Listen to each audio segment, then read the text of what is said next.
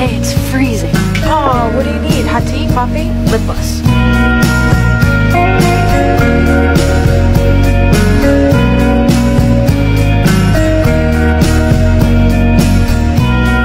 Virginia Woolf, Sylvia Plath, Beethoven, Vincent van Gogh, me, you, what do we all have in common? I started to wonder, and I wondered, which led me to wonder.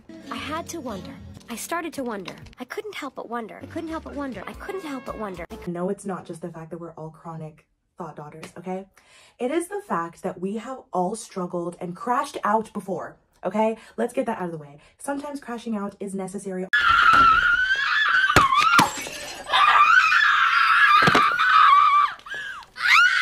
It is okay to fall down, but what matters is that you proceed to get back up and try your best, because around here we don't just stay face down on the ground. That's embarrassing. That's not what we do. We get back up and we try again, because what is important is that we do our best. In my past video, I was showing you guys how to become the ultimate academic weapon so that your ops can't catch up to you in the classroom. And today I'm going to be showing you guys how to be consistent and romanticize school to the best of your ability so that you feel motivated every single day to do your best. And if you're new here, hey, what's up you guys? Welcome back to Nema's Room. My name is Manema. I am an author and I'm a content creator, and I love to just come on the internet and yap.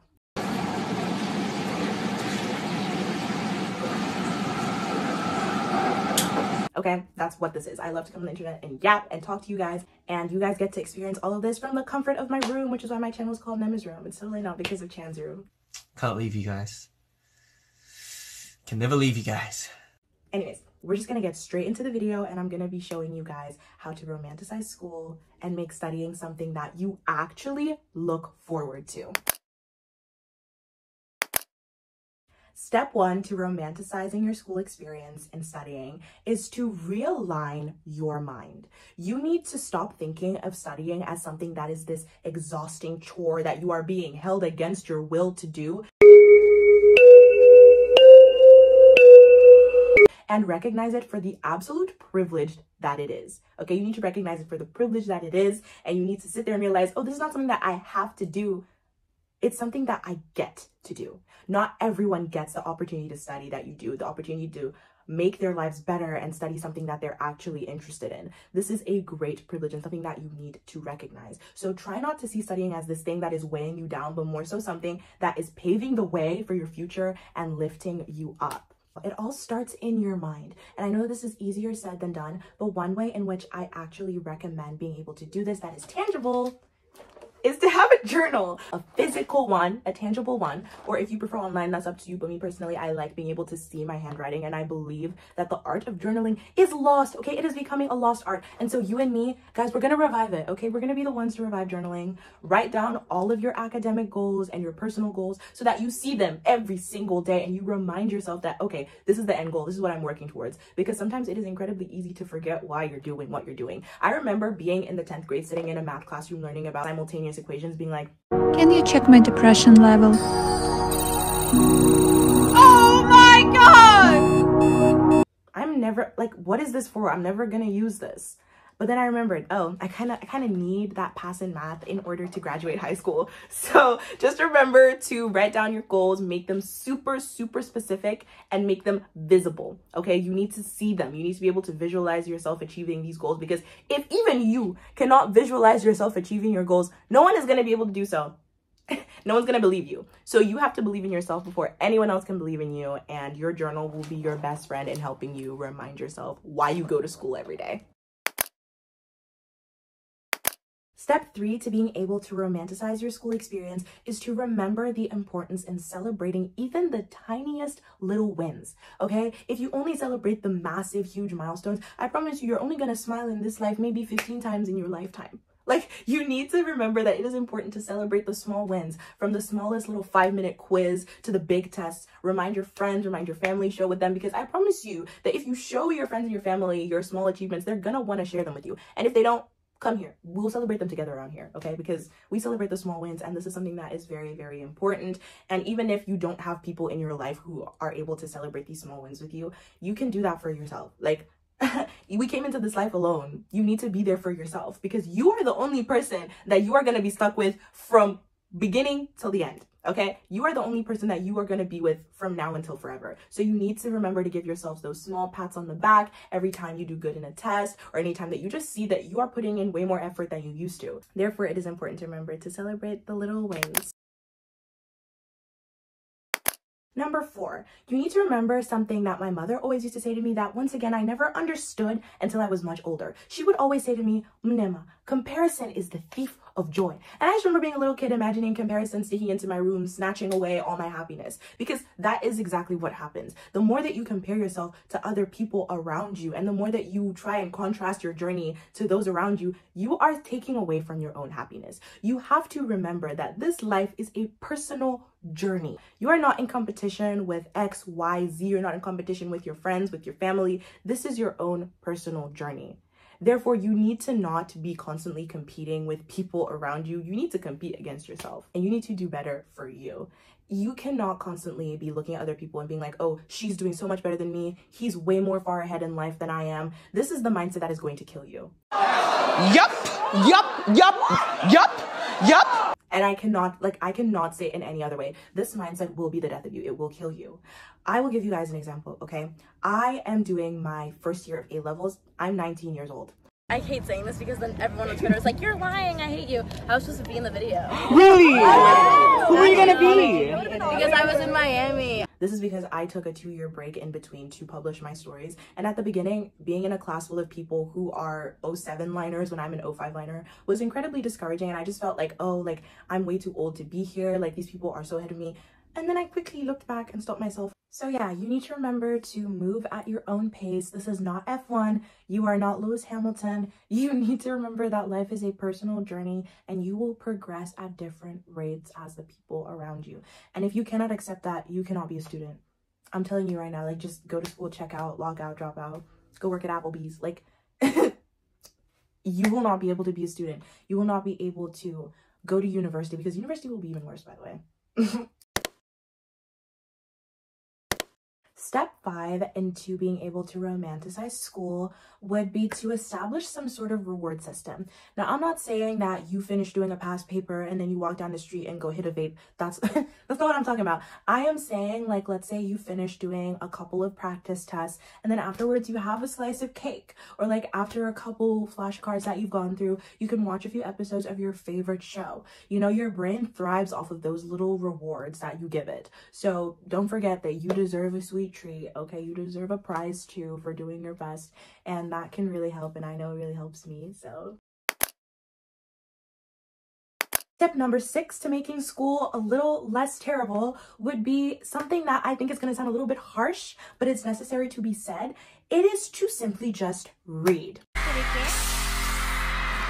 Some of you people in this generation, you don't read, and that is where majority of your academic stress is stemming from. Because in your free time, you are constantly playing video games, you are constantly at the club, you are constantly, hey, please take a moment to sit down, open up a good book and read. Not only will that improve your attention span that TikTok and short form content has deteriorated, but it's also funsies to read a book that has nothing to do with the syllabus. For example, I tend to carry a book around with me that I read. So for example, I would take these around with me, Binding 13 by Chloe Walsh, which I actually haven't read yet, but I'm about to start it soon, and my own book, which is Chasing River, that I wrote when I was 14, in case you guys didn't know I'm an author. So I take these around. They come with me whenever I'm not studying. I am reading a good book. I might also be reading a good manga. I have Orange here, which is a really good romance manga that I really recommend. These are all amazing books that I recommend for you guys, and I think that if you can just have a book that you bring around with you, it'll make your life so much easier. Or if carrying physical books around with you is too much stress, you can have a Kindle, you can have Apple Books. Books are everywhere, and I 100% recommend reading in your free time to just sort of, you know, jog your memory. One thing that I don't tolerate hearing from people is, I don't like reading.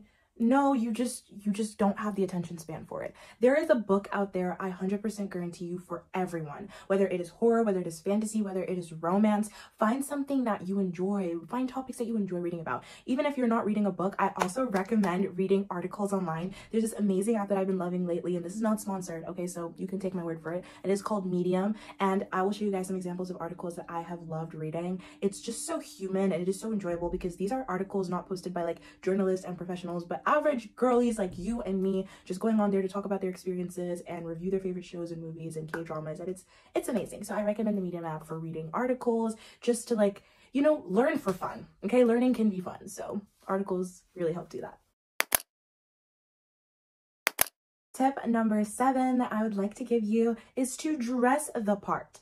It is always fun to wear clothing that makes you feel comfortable, that makes you feel most like you, especially when you're at school. This is an amazing form of self-expression. If you guys have watched anything like Gilmore Girls, you know, Legally Blonde, Pretty Little Liars, characters like Rory and Spencer and Elle Woods, they always dress the part, okay? Just because you're going to school doesn't mean that you can't express yourself.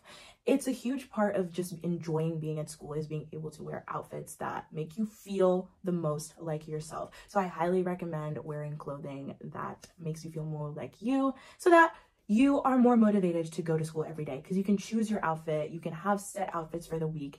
It is a great way to have more fun at school. Tip number 8 for romanticizing your school experience is to prioritize creating balance and to have a self-care routine. Whether that means having a balanced skincare routine that makes you feel good before you study, whether it means making a good warm cup of tea or coffee or whatever you prefer so that you're energized and you feel cool and toasty when it's time to study, whether that means having a nice chat with your friends to de-stress beforehand. This is all factors that contribute to self-care. I also highly recommend something that I think we've also lost in this generation that I spoke about last video. It is to go outside.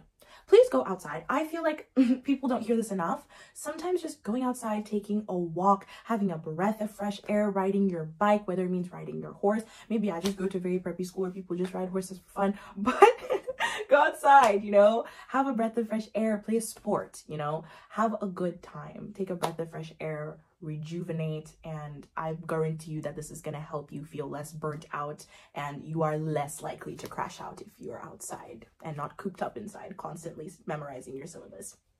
Tip number 9 would be to have a realistic study routine that works for you, not works for Hannah, not works for Kaylee, works for Emma, works for you. Okay, because I know a lot of the time you'll see a lot of these pieces of advice that people give where it's like study for 8 hours and take a break. Not everyone can study for 8 hours. Not everyone can realistically study for 8 hours. You need to find a schedule that works best for you. I will give you my own personal experience. I personally am not the kind of person who's going to wake up at 6 a.m. or 4 a.m. and study. Like, that is not me. I am a night owl to my core. I work my best at night. And so I work best like after 22 to 3 a.m. I do my best work. And that is what works for me. I've had people coming up to me and being like, like, you shouldn't be studying at night. Like, you should wake up and study early in the morning. No, I'm not doing that. Sorry, that's not what's getting me the A's. What's getting me the A's is studying within a time frame that is realistic and works for me. So please stay realistic. Stay realistic with yourself and have a routine that is balanced and works best for you. Now, for this last tip, I would argue that it is the most important, and it might sound a little bit scary to the emotionally detached girlies out there. Drama! But I would recommend you to do something. Come closer, I'll tell you what it is. Talk about your feelings. Please talk about your feelings. I know we live in a time when being nonchalant and acting like you couldn't care less is kind of trendy, but I cannot urge you anymore to speak about your feelings. Speak about your feelings to your teachers, to your friends, to your family, because I promise you, you're not the only person who's stressed about school.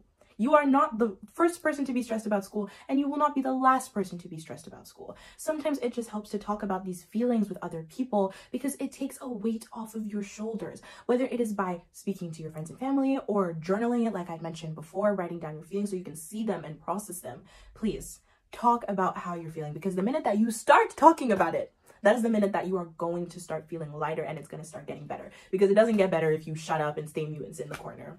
That is an excuse to just keep feeling bad for yourself.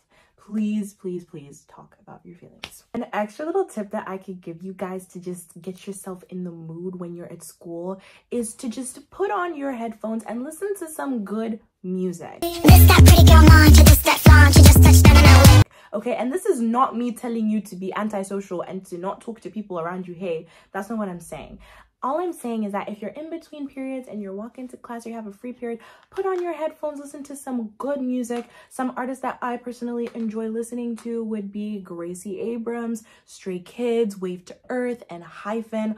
All of their music gives me a lot of energy and just makes me feel really good, really understood. You know, sometimes music can really just connect with you in that way. And I'm the kind of person where lyrics matter. The kind of music that I listen to matters. So if you know that you're constantly listening to music that's very depressing, that constantly just lowers your energy, you're not going to be motivated at school. So try to listen to music that gives you energy and betters your mood and just makes you feel good about yourself, you know? I will show you guys some of my favorite playlists for studying and all of that up here. Yeah, so those are the artists that I personally enjoy listening to, and I highly recommend putting on your headphones and listening to some good music while you're on campus. We have successfully made it to the end of today's video. I really hope that you guys enjoyed my tips, tricks, and life hacks to make school not just a bearable experience, but an enjoyable one by establishing a solid routine, by improving your mindset, and just opening your heart up to your friends and family so that you do not crash out. And remember, crashing out sometimes it's necessary. It is a necessary part of your academic journey. But once you fall down, don't stay there, because no good has ever come from giving up and staying down. Okay?